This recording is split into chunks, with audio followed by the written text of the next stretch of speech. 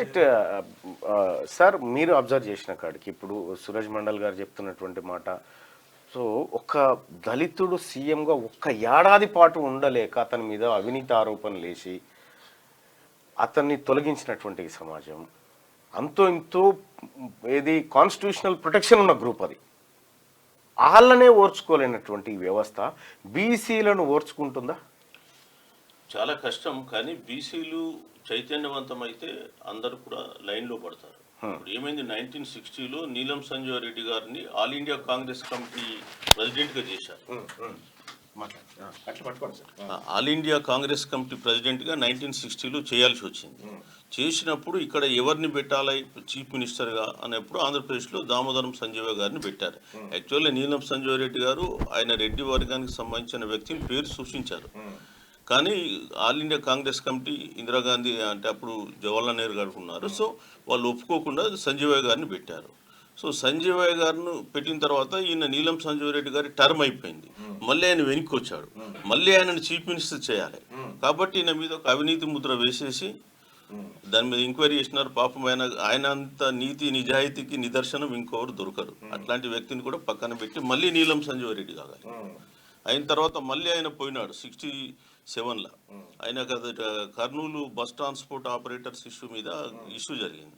So అప్పుడు ఆయన resign చేయాల్సి వచ్చింది, ఎందుకంటే హైకోర్టు స్ట్రిక్చర్ పాస్ చేసింది ఆయన. సో రిజైన్ చేసినాక ఎవరిని పెట్టాలి అంటే మళ్ళీ కాసు బ్రహ్మానంద రెడ్డిని తీసుకొచ్చారు. So this is how Telangana ఆంధ్రాలో ఏంటంటే ఒక వర్గం తన వాళ్ళ తప్ప ఇంకొకరిని పెట్టుకుంటే ఓర్వదు. ఈ విషయం తెలిసి శివశంకర్ గారికి ఒకసారి అవకాశం వచ్చిన ఆయన వదులుకున్నాడు చీఫ్ మినిస్టర్ చేయను అని చెప్పేసి. సో ఎందుకంటే ఇక్కడ సర్వైవ్ కానివ్వరని. బట్ ప్రజలు చైతన్యవంతులై బీసీ ఎమ్మెల్యేలు ఎక్కువ నంబర్లో వస్తాయి. ఇప్పుడు మనం చూస్తే 52లో బీసీ ఎమ్మెల్యేలు 11 మంది ఉన్నారు, ఈరోజు 19 మంది ఉన్నారు. ఏం తేడా ఉంది? అప్పుడు 102, ఇవాళ 119 అసెంబ్లీ స్థానాలు. 1952 में बीसी आज 19 है खाली, सिर्फ 52 से उधर। मैं एग्जाम्पल दे रहा था क्यों, हम तो बात कांग्रेस के भी करते हैं. कांग्रेस प्रॉमिस किया हुआ था एवरी लोकसभा इन तेलंगाना 2 बीसी को टिकट देंगे. तो 17 into 2 34 होता, उन्होंने दिया 21 में 3 सीट्स ऐसे हैं जो ओएसी के एरिया इन्फ्लुएंस में है. वहाँ नॉर्मली उसी नहीं उधर भी नहीं साहब, इधर वो हैदराबाद रहते, उसमें एमआईएम रहते, पूरा वो माइनॉरिटी लोग रहते, मुस्लिम परिवार, उसमें चार मीनार, डबीरपुरा, याकुतपुरा में देते हैं. वो सिर्फ नंबर को खाली नंबर बढ़ाने के लिए, वो भी नंबर बढ़ाने के लिए, ये जीत के इनको संसद में लाने के लिए नहीं है वो. नहीं, मैं एक आपके माध्यम से दर्शकों को भी बोलना चाहता हूँ कि ये जो इशू सर आ रहा है सुप्रीम कोर्ट जजमेंट का, जो और आगे रोहिणी कमीशन का भी जिक्र आएगा फॉर बैकवर्ड क्लासेस. हमारा जब कोटा फिल कर दीजिएगा फिर बात आएगी कि एक कम्युनिटी ने अधिक ले लिया. दूसरा, बिना कास्ट सेंसस के कोई डेटा नहीं. इवन एससीज में जो कास्ट सेंसस होता है that is just a caste census. It is not that is just SC census, not different castes. तो इसको जब तक लोग जो है ये जो एकजुट हो रहे हैं अभी उसको तोड़ने का प्रयास है. आप जैसे लोग या बाकी हमारे कई साथी हैं, जो मैं हैदराबाद कई बार आया हूँ, तो बैकवर्ड क्लासेस के लोग सजग हैं. लेकिन वो यूनिटी जो अगर आ जाए तो फिर यहाँ बैकवर्ड क्लासेस की ताकत बहुत बढ़ जाएगी. यूनिटी लाना कैसा है? यूनिटी इश्यूज पे आएंगे ना.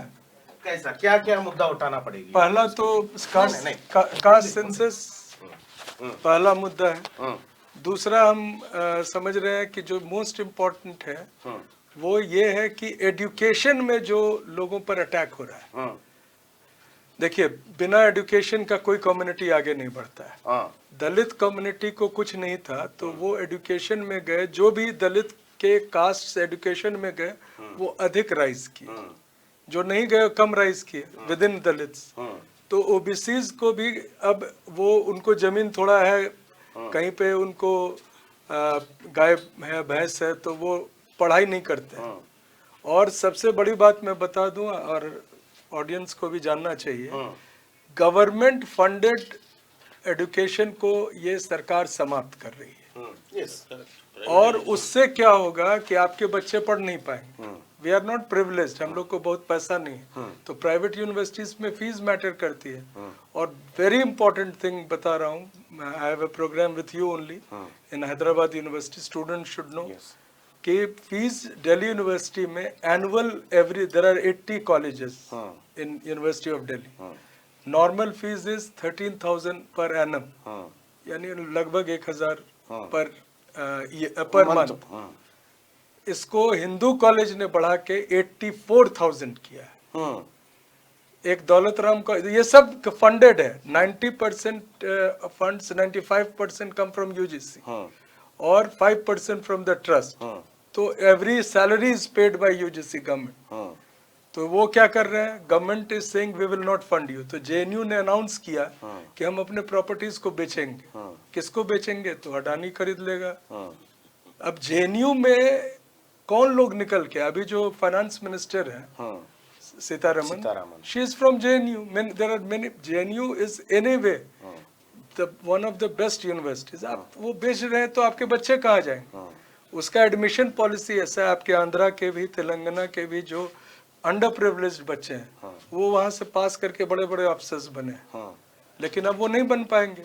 तो हम और आप अगर एजुकेशन को नहीं बचाएंगे, दैट और वो मुद्दा सबसे इम्पोर्टेंट। और उसके साथ साथ जो थर्ड प्लेस में मैं समझता हूँ ये वो है कि जो हम लोगों का प्रतिनिधित्व, representation in every field. Mandal commission, आज मंडल जी की जयंती है, तो मैं शुभकामना भी देता हूँ आपके माध्यम से, और तमाम जो बैकवर्ड क्लासेस के लोग हैं उनको मैं मंडल कमीशन का प्रोविजंस बता रहा हूँ। 2 रिकमेंडेशन सिर्फ लागू हुए हैं। One is 27% of reservation for backward classes in jobs of union government, केंद्र सरकार की नौकरियों में 27%। और दूसरा है जो अर्जुन सिंह ने लागू किया, in all higher education, IIM, IITs, AIIMS, 27% reservation for backward classes. ये सबसे चिंता का विषय है। RSS and others are very angry about कि ये पढ़ लेंगे तो क्या होगा। तो दे आर अटैकिंग एजुकेशन मोर।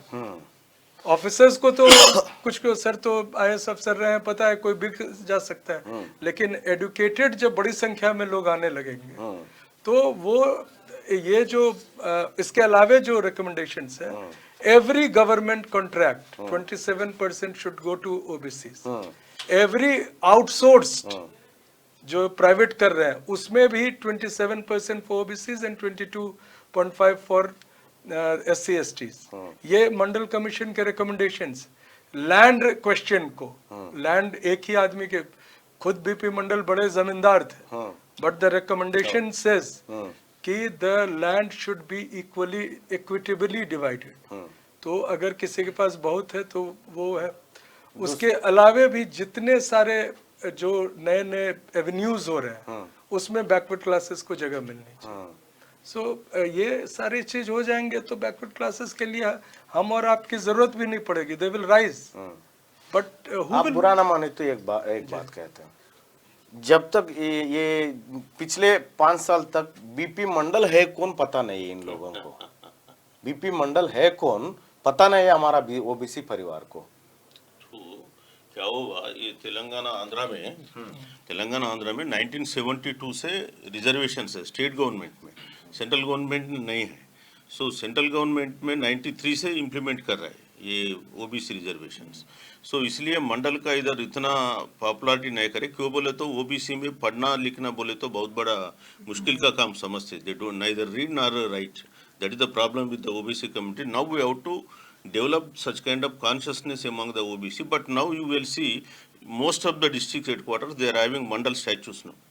कहाँ भी जाओ, अभी देखो मंथनी में है, कहाँ नलगोंडा में है, everywhere there is a, because that consciousness is rising during last decade only, last 1 decade. One thing I want to share that when मंडल जी जब थे तो वो हैदराबाद में उनकी बड़ी सभा हुई थी कमीशन के लिए, और जब रिपोर्ट इम्प्लीमेंट सबमिशन का समय था तो पावर बदल गया था। जनता पार्टी गवर्नमेंट से हट गई थी और Congress party came to power.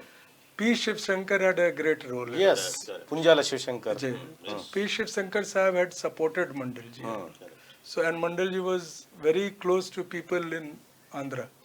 और वो मैं पर्सनल एक एक्सपीरियंस बता रहा हूँ, टैबलॉइड जैसे होता है ना छोटे अखबार, तो मैं स्कूल में पढ़ता था, मंडल जी के साथ बैठा हुआ था, तो वो आंध्रा के तेलुगु भाषा में 2-3 अखबार में उनका फ्रंट पेज पे फोटो था, तो मैं उनको पूछा कि ये, तो बोले कि ये आंध्रा का अखबार है, वहाँ से मतलब टैबलॉइड है, छोटा अखबार था, और बोले कि वो साउथ में तो लोग समझते हैं बैकवर्ड क्लासेस का, नॉर्थ में नहीं समझते एट दैट टाइम।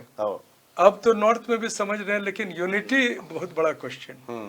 और मैं अपील करना चाहता हूँ आपके माध्यम से, आप जैसे लोग हैं, सर हैं, और भी हमारे जितने साथी हैं, आज भी कई सारे प्रोग्राम्स हैं, सभी लोगों को एक यूनिटी के लिए आगे बढ़ना पड़ेगा ऑन इश्यूज।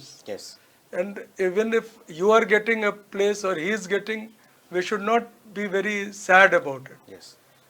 अगर सबसे सीट्स तो यू आर जिसको कहते हैं, सीट्स का बात नहीं है सर, नहीं, सब प्रिविलेज पोजीशन, नहीं, खाली सीट्स का बात नहीं है साहब। अगर ये पेपर देखो सर, ये Telugu local very popular newspaper है ये डेली, इसमें पूरा फ्रंट पेज रहते ना, ये न्यूज़ अपर कास्ट का है, ये अपर कास्ट का है, ये अपर कास्ट का है, ये अपर कास्ट का है, ये एससी का है, ये तो पूरा अपर कास्ट का कब्जा में जो है वो का, ये कहाँ है साहब ओबीसी का न्यूज़? कहीं नहीं है साहब, ये कि नहीं है, तो आप दूसरा पेपर भी देख सकते हो, कभी दूसरा पेपर भी देख सकते हो, इसमें भी वही चलेगा, इनका उनका खाली, इधर इनका सिद्धू आउट, इनको ओबीसी को वो सीएम से निकालने के वो है। ये ऐसा पूरा तेलंगाना में, आंध्रा में हमारा न्यूज़पेपर हमारा नहीं है, वो मीडिया हमारा नहीं है, वो पावर हमारा नहीं है, वो जॉब्स हमारा नहीं है, प्राइवेट कॉलेजेस हमारा नहीं है, खाली है बीसी ओबीसी लोग इधर वोट देना, टैक्स बनाना, टैक्स पे करना, खाली इतना है सब। ये बात हम लोग कहे तो हमारा पार्टी और अपर कास्ट लोगों को गुस्सा आ जाएगी, तो आने दो, हम क्या करते हो, कितना साल देखना पड़ेगी ऐसा? नहीं, आप जो बोले ना, मैं दर्शकों को बताना चाहूंगा, राहुल जी का मैंने इस ग्रेजुएट चुनाव में लड़ा था, मुझे हराने के लिए ये पूरा पार्टी छोड़ के, सभी अपर कास्ट पार्टी छोड़ के मेरा खिलाफ पैसा खर्च किया, मेरा खिलाफ प्रोपेगेंडा शुरू किया, वो सभी किया, मगर मुझे अभी जीत के आया तो ओबीसी परिवार ने भिक्षा दिया मुझे, इनके लिए लड़ाना पड़ेगी मुझे। अभी मैं बता रहा था कि जो न्याय यात्रा था राहुल जी, हाँ, तो हम लोग इनपुट्स दे रहे थे सोशल जस्टिस इश्यूज पे, तो वो हम उनको बार बार कह रहे थे कि रिप्रेजेंटेशन अपनी पार्टी में भी आप दीजिए, हमारी बात अच्छी नहीं लगेगी वहाँ। ఇప్పుడు అదొక లిస్ట్ ఉంటుంది చూడండి, ముఖ్యమంత్రి ఇది అది అది ఇల్లు అని ఒకటి ఉంది కదా, అది పంపియా। तो वो मैं आप सही कह रहे हैं, और चूंकि आपका विरोध इसलिए हो रहा है या हुआ, देनो कि who can speak, who can put the matter before the people. अगर कोई जस्ट रबर स्टैंप रहे, उसका विरोध नहीं होगा, वो बोलेंगे ठीक है चलो ये कोई अच्छा आदमी, इनको देना है, ये देना है, वो देना है, इनको गिन के सबको दिखाना है, ये है। అందరికీ శరణార్థులు, పెన్నుతో మీకు మంచి సోపతుందా? తెలంగాణ యాసలో ముచ్చట్లు రాయడం మీకు తెలుసా? మీలాంటోళ్ళని ఎత్తుకుతుంది మా క్యూ న్యూస్। మరి ఆలస్యం చేయకుండా మాకు ఫోన్ చేయండి, 8688892604। లైక్ చేయండి।